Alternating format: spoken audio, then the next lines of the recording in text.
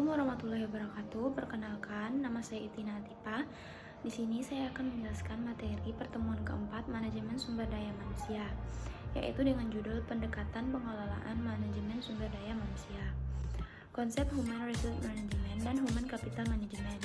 Bagi orang awam, mungkin masih ada yang berpendapat bahwa keduanya memiliki tugas dan peranan yang berbeda dalam sebuah perusahaan.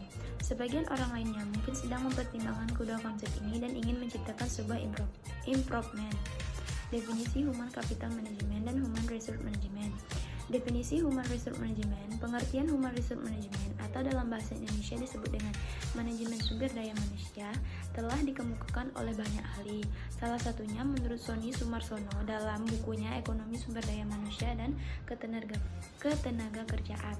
Sumber daya manusia memiliki dua arti yang berbeda, yaitu sumber daya manusia merupakan suatu usaha kerja atau jasa yang diberikan dengan tujuan melakukan proses produksi. Dengan kata lain, sumber daya manusia adalah kualitas usaha yang dilakukan seseorang dalam jangka waktu tertentu guna menghasilkan jasa atau barang. Dua, masih terkait dengan yang pertama, pengertian SDM. Yang kedua adalah di mana manusia mampu bekerja menghasilkan sebuah jasa atau barang dari usaha kerjanya tersebut. Mampu bekerja berarti mampu melakukan berbagai kegiatan yang memiliki nilai ekonomis. Definisi Human Capital Management. Konsep Human Capital Management muncul karena adanya pergeseran peranan sumber daya manusia. Konsep ini muncul dari pemikiran bahwa manusia merupakan intangible asset yang memiliki banyak kelebihan. Mengutip dari jurnal Entrepreneur volume 2 nomor 1 2017, konsep utama dari human capital menurut Breaker adalah bahwa manusia bukan sekedar sumber daya, namun merupakan modal yang menghasilkan pengembalian dan setiap pengeluarannya dilakukan dalam rangka mengembangkan kualitas dan kuantitas modal tersebut merupakan kegiatan investasi. Mengapa human capital management penting dalam menjadi pilihan? Tugas Human Capital Management berfokus pada karyawan, yaitu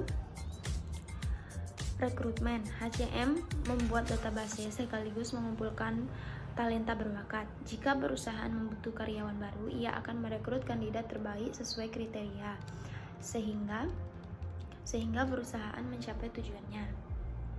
Onboarding. Setelah rekrutmen, HCM akan mempersiapkan karyawan baru untuk melalui onboarding sesuai budaya perusahaan. Persiapan yang diberikan HCM kepada karyawan seperti peralatan kerja, mengenalkan bisnis perusahaan, memberikan produk atau jasa perusahaan, memberikan peraturan perusahaan, dan mengenalkan manajer atau anggota tim yang akan bekerja sama dengan karyawan baru. Training and Development. HCM juga bertugas memberikan training dan development. Caranya, HCM akan mengumpulkan data hasil kerja karyawan dan menilainya. Mempertahankan karyawan. Perusahaan mana yang ingin kehilangan karyawan terbaiknya? Untuk mempertahankannya, HCM akan mendorong karyawan untuk menggunakan keterampilan dan pengetahuan bagi perusahaan, seperti memberikan program pelatihan. Menilai kinerja karyawan. Tugas HCM selanjutnya adalah menilai kinerja para karyawan guna meningkatkan produktivitas. Tujuan penilaian tersebut untuk memberikan umpan balik kepada mereka. Penilaian dilakukan dengan berbagai tinjauan dan survei. Mengelola data. HRM maupun HCM memiliki akses data karyawan, misalnya data di HR, software, hasil survei karyawan, dan exit interview. Hal tersebut bertujuan untuk mereview kinerja, mengukur keterampilan, memprediksi turnover, hingga menyusun strategi mendatang.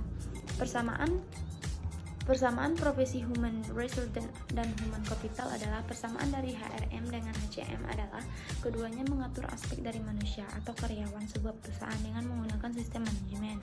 HCM dan HRM menyediakan fungsi dan kemampuan untuk pengelolaan SDM dengan proses otomatis dan memberikan suatu sumber informasi bagi karyawan berupa sistem administrasi karyawan, rekrutmen, talent management, pelatihan dan pengembangan, compensation dan benefit, waktu dan kehadiran, manajemen biaya, manajemen kinerja, kesehatan dan keselamatan. Perbedaan Human Resource Management dan Human Capital Management. Dari definisi di atas dapat disimpulkan bahwa Human Resource Management dan Human Capital Management memiliki sedikit perbedaan. Berdasarkan kesimpulan dari sinergia, terdapat 3 aspek perbedaan yang paling menonjol, yaitu sudut pandang, fokus, dan ukuran. Berdasarkan sudut pandang, HRM sendiri adalah memandang karyawan sebagai sumber, akan habis jika dipakai terus, sedangkan HCM memandang karyawan sebagai aset, dapat diperkaya dan memberikan untung.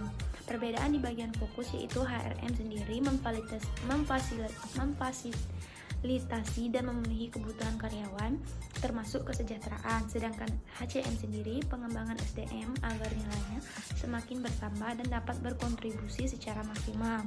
Dari bagian ukuran, HRM hanya berfokus kepada hasil kinerja atau kontribusi karyawan tanpa analisis mendalam demi perkembangan perusahaan, sedangkan HCM mengutamakan analisis perkembangan sumber daya manusia dan perusahaan. Jika dilihat dari bagian perbedaan tersebut, bisa dilihat perbaikan pada bagian fokus untuk sumber daya manusia. Human Capital Management memiliki fokus untuk menanamkan value kepada sumber daya manusia, di mana kita tidak mendapatkan itu dari Human Resource Management.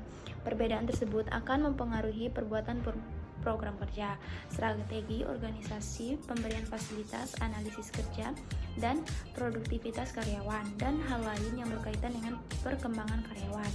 Maka dapat disimpulkan terdapat sedikit perbedaan dari konsep Human Resource Management dan Human Capital Management. Secara mendasar, perbedaan tersebut bisa dilihat dari 3 kategori, yaitu sudut pandang, fokus, dan ukuran.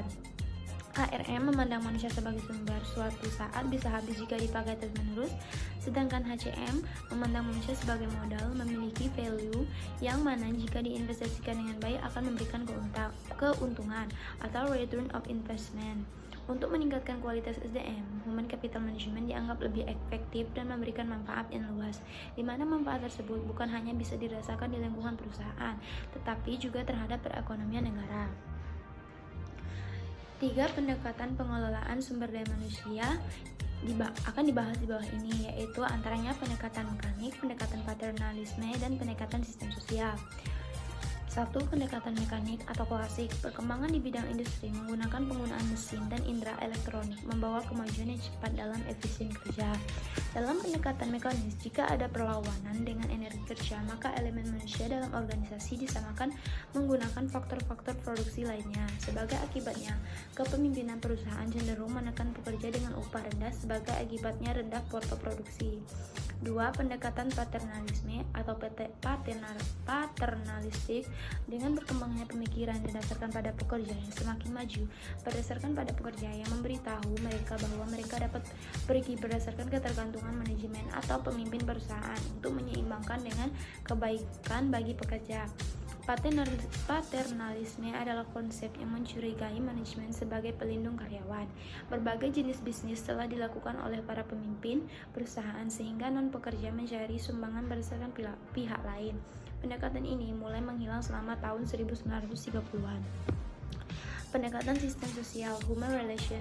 Pendekatan sistem sosial ini memandang bahwa suatu organisasi atau perusahaan adalah sistem kompleks yang beroperasi di lingkungan yang kompleks yang dapat disebut sistem eksternal.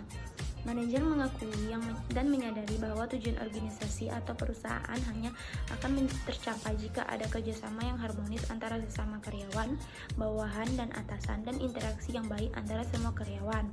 Pemikiran ini didasarkan pada adanya saling ketergantungan, interaksi, dan hubungan antar sesama karyawan.